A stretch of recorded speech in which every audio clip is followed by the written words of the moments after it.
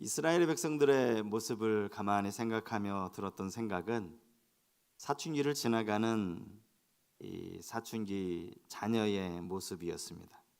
아이들이 자라는 과정 속에서 반드시 겪어야 하는 과정이 바로 이 사춘기 아닙니까? 평소에는 참 그렇게 순하고 말도 잘 듣고 하는 아이가 어느 순간부터 부모에게 말대꾸를 하기 시작합니다. 그리고 나중에는 부모에게 막 대들기까지 합니다. 깜짝 놀라죠. 그런데 그것이 알고 보면 모두가 겪어야 하는 사춘기라는 겁니다. 우리 교회 중고등부 우리 아이들 중에 사춘기를 지나고 있는 아이가 있습니다. 제가 그 친구를 어려서부터 보아왔어요. 아주 참 예쁘고 귀여운 아이였는데 사춘기를 지나니까 좀 달라지더라고요. 그런데 그럼에도 불구하고 우리가 이해하는 것은 누구나 겪어야 하는 사춘기, 이 시기가 지나면 이제 다시 본래의 모습으로, 본래의 그 순하고 또 그 여리고 그 순수한 모습으로 돌아올 것을 알기 때문에 우리가 참는 거죠. 사춘기가요 꼭 한 번씩은 겪어야 한다고 하더라고요. 이 말이 뭐 맞는 말인지는 잘 모르겠습니다. 겪어야 될 때, 중고등학교 때 사춘기를 겪지 않으면 나중에 대학교에 들어가서 사춘기를 겪는데요. 대학교 때까지도 잠잠하고 사춘기가 없다, 나중에 장가들면 사춘기를 겪는답니다. 그만큼 피해갈 수 없다라는 것이죠. 그 부모가 그것을 알기 때문에 때로는 너무나 황당한 일을 당해도 참아내는 거예요. 얘가 미쳤나? 아침밥을 잘못 먹었나? 그런 생각이 들다가도 사춘기구나, 그러면서 그 시기가 잘 지나가도록 도와줄 수 있는 거죠. 사춘기가 지나가 나면요 이제 아이가 자기 예전의 모습으로 돌아오죠. 그리고 나서 내가 사춘기 시절에 부모에게 어떻게 했는지를 알아요. 내가 너무 심하게 했나? 그러면 오히려 더 부모에게 잘하려고 그렇게 노력을 한다고 하지 않습니까? 사실 제가 이스라엘 백성들을 사춘기 청소년으로 비유를 했지만 어쩌면 사춘기는 그래도 끝이 있고 그 시기가 지나가기 마련인데 이스라엘 백성들은 사춘기라고 하기에는 여전히 하나님께 원망을 하고 하나님께 반항을 하고 그런 모습이 좀 다르다라는 생각을 갖게 됩니다. 오늘 이사야 우리가 18절 말씀부터 읽었는데 사실 이사야 전체의 배경을 우리가 제대로 알려면 1장 1절부터 봐야 됩니다. 앞의 내용을 제가 이제 간략하게 설명을 드리면 이스라엘 백성들이 지금까지 살아오면서 늘 하나님을 원망하고 하나님께 불평하며 또 하나님께 대들고 그렇게 살아왔던 모습이라는 걸 알 수 있습니다. 여러분 1장 2절과 3절 한번 자막을 보십시오. 하늘이여 들으라, 땅이여 귀를 기울이라. 여호와께서 말씀하시기를 내가 자식을 양육하였거늘 그들이 나를 거역하였도다. 소는 그 임자를 알고 나귀는 그 주인의 구유를 알건만은 이스라엘은 알지 못하고 나의 백성은 깨닫지 못하는도다 하셨도다. 여기 하늘이여 땅이여 증인들을 하나님이 소집하는 거예요. 너희들 봤지? 땅이여 너희들 알고 있지? 이스라엘 백성들이 지금까지 어떻게 살아왔는지 그들을 증인으로 소집하고 계시는 거예요. 하나님은 이스라엘 백성들을 가리켜 자식이라는 표현을 사용하십니다. 하나님 편에서 보면 이스라엘은 당신의 자식이나 마찬가지였다는 거예요. 그렇게 정성껏 보듬고 사랑으로 양육을 하셨건만 그들이 하나님을 거역했다라고 말씀을 하시는 거예요. 그러면서 3절에 보면 소는 그 임자를 알고 나귀는 그 주인의 구유를 알건만은, 이 말이 뭡니까? 한낱 미물에 불과한 소도 그 주인을 알아본다라는 거예요. 소만도 못하다라는 거죠. 뭐 요즘은 우리가 뭐만도 못한 자식이라고 그렇게 아주 남을 비난할 때 그런 말을 쓰지 않습니까? 하나님의 형상대로 지음받은 하나님의 백성들이 하나님을 알지 못하고 있다고 그렇게 하나님이 안타까워하시는 거예요. 사춘기를 지나니까 사춘기니까 그럴 수도 있지. 여러분 이게 아닙니다. 이스라엘 백성들이 지금까지 오늘 이사야서가 기록될 당시 이사야가 활동하던 그 당시의 시대가 우시야 왕이 다스리던 때라고 성경이 말하고 있는데 이때가 BC 739년이에요. 여러분 이스라엘 백성들이 언제부터 사춘기 증상을 하나님께 보인 겁니까? 그들이 애굽의 노예 생활에서 풀려나서 광야를 지날 때부터, 그때부터 말하자면 사춘기가 시작된 거예요. 그 사춘기가 언제까지 된 겁니까? 하나님을 원망하고 애굽으로 돌아가자라고 말하고 모세를 원망하고 결국 그렇게 40년의 연단의 시간을 거치며 가나안 땅에 들어왔음에도 불구하고 그들의 하나님을 향한 반항은 끝나지 않았어요. 끊임없이 이어지고 있는 거예요.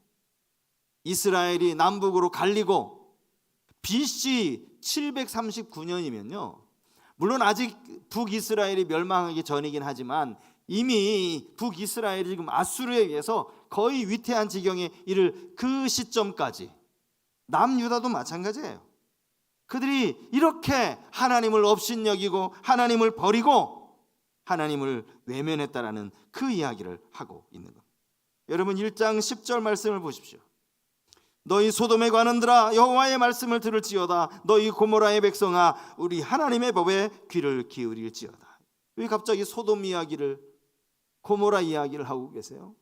창세기 19장에 나오는 소돔 고모라 이야기죠. 의인 10명이 없어서 아브라함이 그렇게 간절하게 기도했지만 그 성에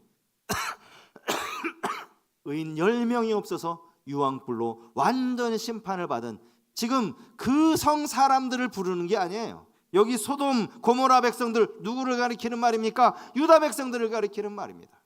그들이 마치 소돔과 고모라의 사람들과 같다라는 그 이야기를 하고 계시는 거예요. 이들의 심각함은 여기에서 그치지 않습니다. 오늘 이사야 1장 11절 말씀 우리 같이 한번 읽었으면 좋겠는데요. 자, 이사야 11장 말씀, 1장 11절 말씀 같이 한번 읽겠습니다. 여호와께서 말씀하시되 너희의 무수한 재물이 내게 무엇이 유익하뇨? 나는 순양의 번제와 살진 짐승의 기름에 배불렀고 나는 수송아지나 어린 양이나 순염소의 피를 기뻐하지 아니하노라. 유다 백성들이 하나님을 버린 것이 그들이 하나님 앞에 드리는 제사를 중단하고 더 이상 하나님 이제 제사 안 드리겠습니다, 제사를 중단한 것이 아니었습니다. 그들은 여전히 하나님 앞에 제물을 가져오고 있어요. 무수한 제물을 가지고 왔어요. 끊임없이 절기 때만 되면 하나님께 제사를 드렸다라는 거예요. 그런데 하나님 뭐라고 말씀하십니까? 아무 유익이 없다. 여기 나는 순양의 번제와 살진 짐승의 기름에 배불렀다라는 표현을 썼어요.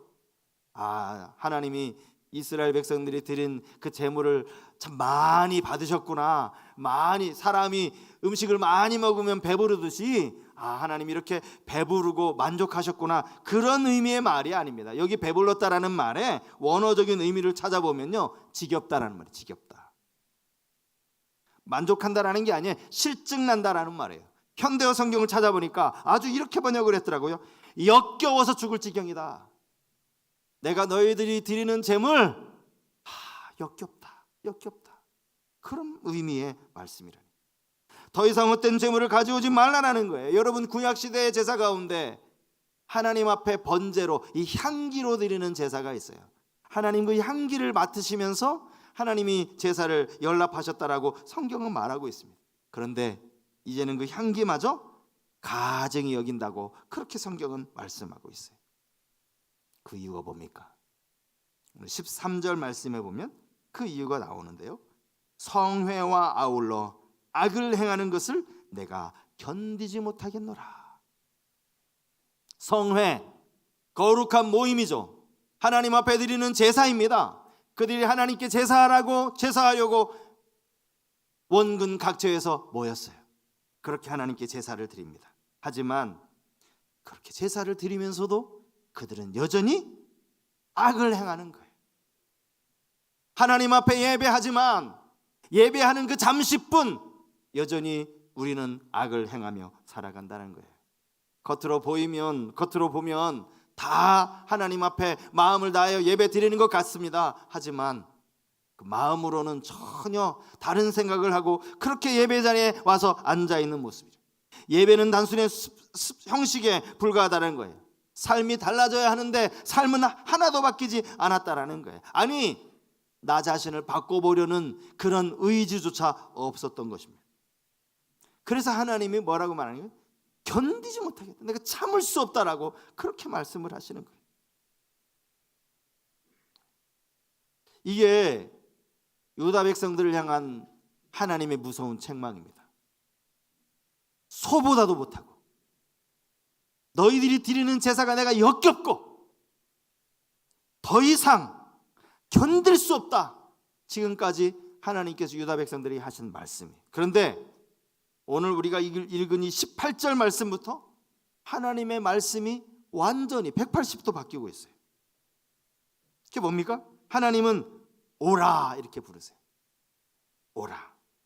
여기 이 오라라는 이 표현은 하나님이 부르시는, 하나님의 초대하시는 그런 음성이라고 할 수 있습니다. 내 앞에 나아오라는 거예요. 하나님 앞에 가까이 나아오라는 것입니다. 성경에 오라라고 하는 표현이 자주 나오죠. 시편에 보면 시편 95편 1절에 이런 말씀이 나옵니다. 오라, 우리가 굽혀 경배하며 우리를 지으신 여호와 앞에 무릎을 꿇자. 6절 말씀도 마찬가지예요. 오라, 우리가 굽혀 경배하며 우리를 지으신 여호와 앞에 무릎을 꿇자. 여기 오라, 오라라는 이 말씀은요, 문법상으로 보면 청유형이라고 할 수 있어요. 청유형. 청유형이라는 말이 뜻이 뭡니까? 동료를 같이 부르는 거예요. 우리 같이 가자. 우리 하나님 앞에 같이 가서 예배하자. 우리가 하나님 앞에 정성껏 하나님 앞에 무릎을 꿇고 하나님께 예배하자. 이런 의미의 말이에요. 말하는 사람이 듣는 이에게 어떤 행동을 함께 하자고 요청하는 거예요. 이게 청유형이거든요. 청유형. 그런 반면에 오늘 본문의 말씀은 청유형이 아니에요. 하나님이 직접 부르시는 거예요. 하나님이. 이게 하나님의 음성입니다. 오라. 당신이 직접 부르고 계시는 거예요. 이사야 55장 1절 말씀, 우리 너무나 잘 아는 말씀, 참 좋아하는 말씀이에요. 오라, 너희 모든 목마른 자들아 물로 나오라. 돈 없는 자도 오라. 너희는 와서 사 먹되 돈 없이 값 없이 와서 포도주와 젖을 사라. 와라. 내게 와라.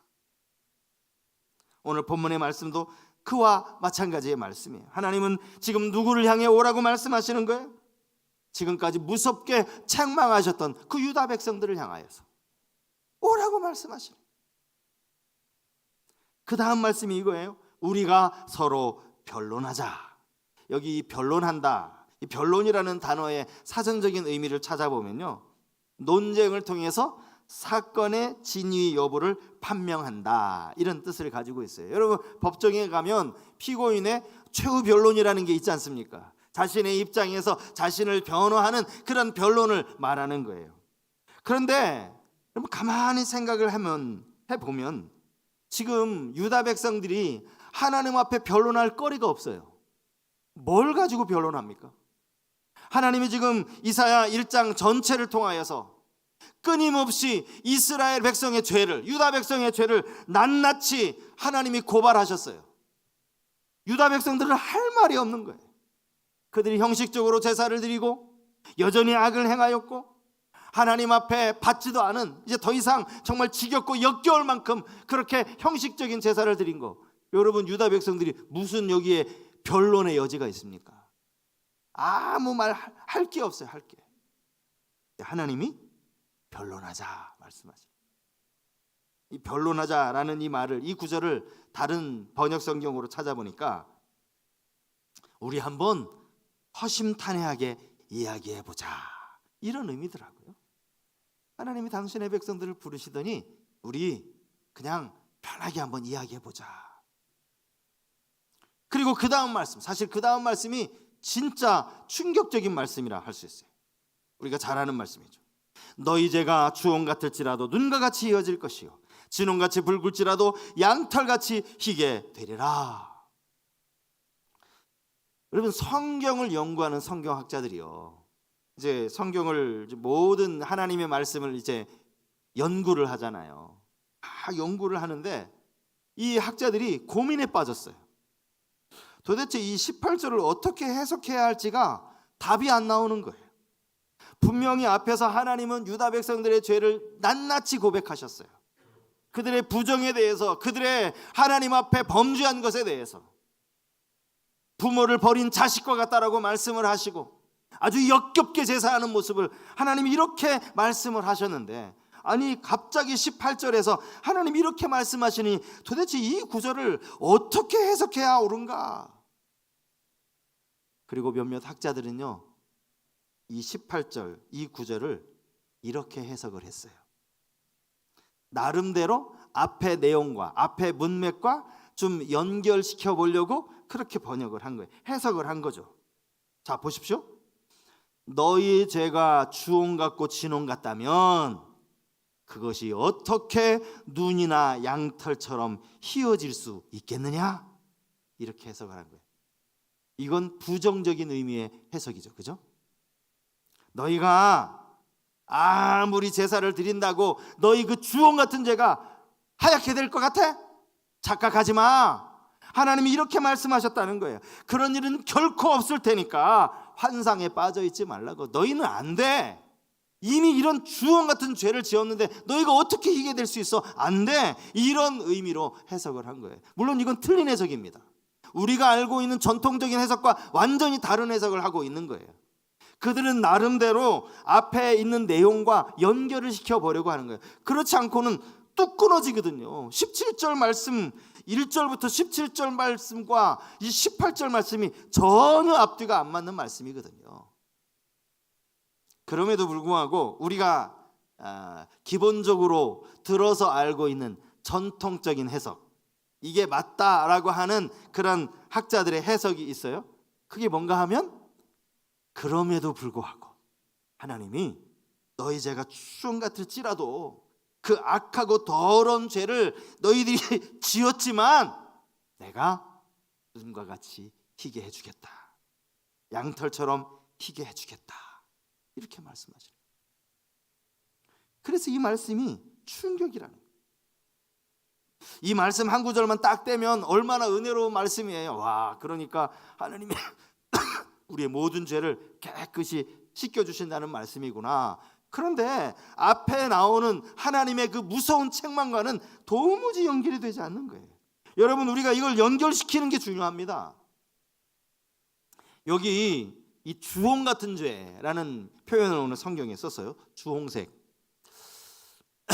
주홍색이 뭔지 아십니까? 주홍색. 주홍색이 그 단어적인 의미를 보면 붉은색에 주황색을 붉은 빛을 띤 주황색 이렇게 되어 있어요. 사전에 보면 붉은 빛을 띄었는데 또 주황색이라는 거예요.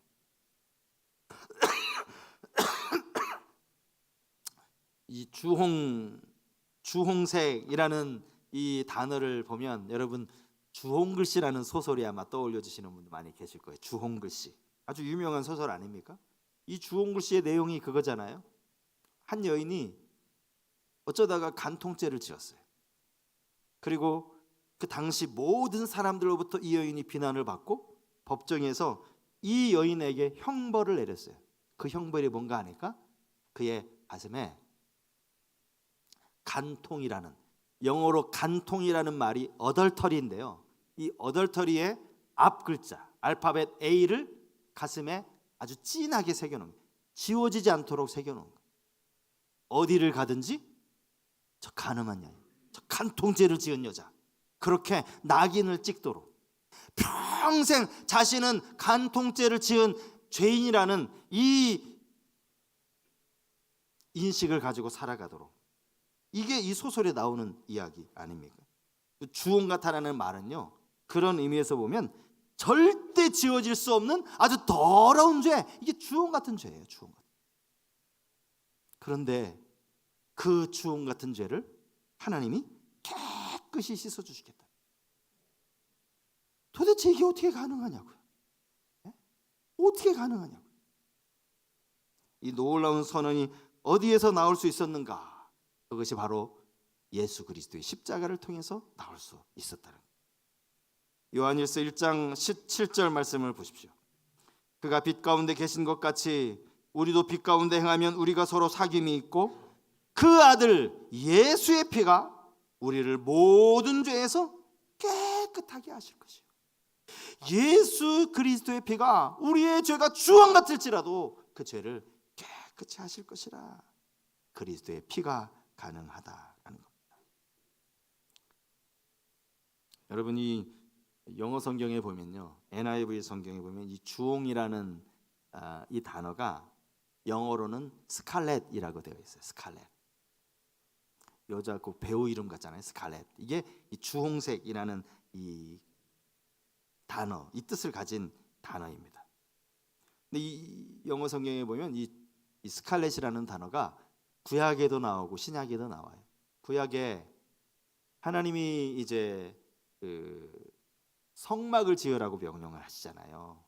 그래서 그들이 성막을 지었는데 휘장을 만들려면 거기에 세 가지 실을 이렇게 꼬아서 만들라 이렇게 나와 있어요.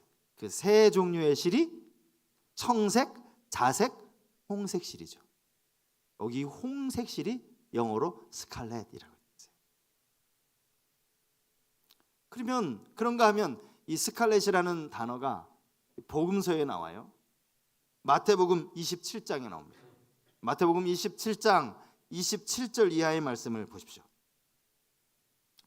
이제 총독의 군병들이 예수를 데리고 관정 안으로 들어가 온 군대를 그에게로 모으고 그의 옷을 벗기고 홍포를 입히며.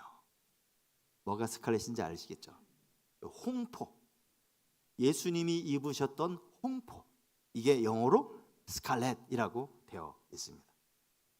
그러니까 주홍같이 붉은 죄를 그 의미할 때에 이 주홍색이 예수님이 입으신 홍포와 연결이 되고 있다는 겁니다. 어떻게 주홍같이 붉은 죄가, 진홍같이 그 붉은 죄가 양털과 같이 이어질 수 있습니까? 예수님이 홍포를 입으셨기 때문에. 예수님이 죄수의 신분으로 홍포를 입고 십자가에서 그 모든 죄를 담당하셨기 때문이라는 거예요. 요한계시록 7장 14절 말씀 중간에 보면 이런 말씀이 나옵니다. 내가 말하기를 내 주여 당신이 아시나이다 하니 그가 나에게 이르되 이는 환난에서 나오는 자들인데 어린 양의 피에 그 옷을 씻어 희게 하였느니. 어떻게 씻었다고요? 어린 양의 피에, 예수 그리스도의 피에 그 옷을 씻어서 희게 되었다라는 거죠. 오늘 19절 20절 말씀에 보면 여기 이제 하나님이 순종에 대해서 말씀을 하시는 내용이 나옵니다. 순종하는 자에게 땅의 아름다운 소산을 약속을 하시고 또 반대로 거절하는 자에게는 칼에 삼켜질 것이라는 아주 무서운 심판을 말씀을 하십니다. 물론 이 순종이 하나님 말씀에 순종하는 그런 의미도 있겠지만 우리 죄를 담당하시려고 십자가를 지신 예수 그리스도를 향한 믿음, 그 믿음을 의미하는 말씀이기도 합니다. 오늘부터 우리 한 주간은 주님의 십자가를 기억하면서 보내는 고난 주간입니다. 요즘 참 주로 밤 늦게 주무시는 분들이 많아요. 현대인인 생활 패턴이 늦게 자고 또 좀 늦게 일어나는 그런 패턴으로 많이 바뀌었기 때문에 새벽에 5시에 맞춰서 이제 일어나서 교회에 나온다는 거 참 쉽지 않을 수 있습니다. 하지만 이것이 어쩌면 한 주간 5일 동안 우리가 감당해야 할 고난이라면 이것도 하나의 고난이라고 할 수 있을 겁니다. 그것보다 더 중요한 것이 있다면 그것은 예수 그리스도의 피로 우리의 죄가 깨끗하게 씻음 받았다는 사실을 기억하는 거예요. 여러분, 이것은요 우리가 소원해서, 우리가 간절히 바라서, 우리가 하나님께 간절히 열망해서 이루어진 게 아니에요. 하나님이 먼저 부르셔서 오라, 오라. 우리의 주홍 같은 죄를 흰눈처럼 휘어지게 하시겠다라고 이거 하나님이 일방적으로 선언하신 거예요. 이 놀라운 사랑이죠. 우리가 우리 자신을 위해 무슨 변론할 게 있어요? 하나님 앞에 그저 믿기만 하면 예수 그리스도의 피가, 너를 위하여 십자가 지신 그 예수 그리스도의 피가 모든 더러운 붉은 죄를 깨끗이 씻을 것이라고 말씀을 하시는 겁니다. 말씀을 준비하며 제가 이런 생각을 해봤습니다. 과연 우리는 이 십자가의 사랑을 얼마나 이해하고 있는가? 여러분, 이 십자가의 사랑을 여러분 어느 정도 이해하며 살아가고 계십니까? 주님이 나의 죄 때문에 십자가 지셨다는 이 놀라운 사랑을 얼마나 삶 가운데 깨닫고 살아가십니까? 저 자신을 돌아보았어요. 사실 제가 신학교를 가고 제가 목회자가 되겠다고 생각했던, 그렇게 하나님 앞에 기도했던 결정적인 계기가 십자가 때문이었어요. 십자가. 예수님이 나를 위해 십자가 지셨다는 이 사실이 깨달아졌을 때, 그때 하나님께 기도했습니다. 하나님, 제가 지금 살아가는 삶은 덤으로서의 삶인 줄 제가 알았습니다. 이제 제가 정말 하나님만을 위해서, 복음만을 위해서 살겠습니다. 목사가 됐어요. 하지만 그러면서도 여전히 내가 십자가의 은혜를 얼마나 기억하며 살아가는가, 놓치고 살아갈 때가 참 많다는 것을 깨닫습니다. 갈라디아서 2장 20절 말씀, 제가 복음을 깨닫고 난 뒤에 정말 좋아하는 말씀이 되었어요. 내가 그리스도와 함께 십자가에 못 박혔나니 그런즉 이제는 내가 사는 것이 아니요 오직 내 안에 그리스도께서 사시는 것이라. 이제 내가 육체 가운데 사는 것은 나를 사랑하사 나를 위하여 자기 자신을 버리신 하나님의 아들을 믿는 믿음 안에서 사는 것이니라. 이렇게 말씀을 암송하며 살아가지만 정말 내가 나를 위해 살아가는 것이 아니라 믿음 안에 살아가고 있는가, 이걸 느끼게 됩니다. 여러분은 어떠신지 모르겠어요. 저는 이번 고난주간 특별 새벽기도회 기간에 우리가 십자가에 못 박아야 할 그 죄에 대해서 5일 동안 금요기도회까지 총 6번에 걸쳐서 이 죄들을 함께 생각하면서 은혜를 나누려고 합니다. 갈라디아서 5장 24절 말씀에 이런 말씀이 있잖아요. 그리스도 예수의 사람들은 육체와 함께 그 정욕과 탐심을 십자가에 못 박았느니라. 그리스도 예수의 사람들이 십자가에 못 박아야 할 게 있다라는 거예요. 우리를 여전히 죽음에 이르게 하는 치명적인 죄가 있다라는 거예요. 구원은 받았지만 여전히 우리가 싸워야 할 죄가 있다라는 거예요. 이것들을 하나하나 새벽마다 살펴보면서 이 죄 때문에 주님이 십자가 지셨구나라는 것을 깨닫고 우리의 죄악들을 회개하고, 그것도 정말 십자가에 못 박는 그런 시간으로 이 고난주간 새벽기도회를 인도하려고 합니다. 갈라디아서 6장 6절 말씀, 우리가 이 말씀 한번 다 같이 읽고 말씀을 마무리하겠는데요. 로마서 6장 6절 말씀 우리 같이 다 한번 읽겠습니다.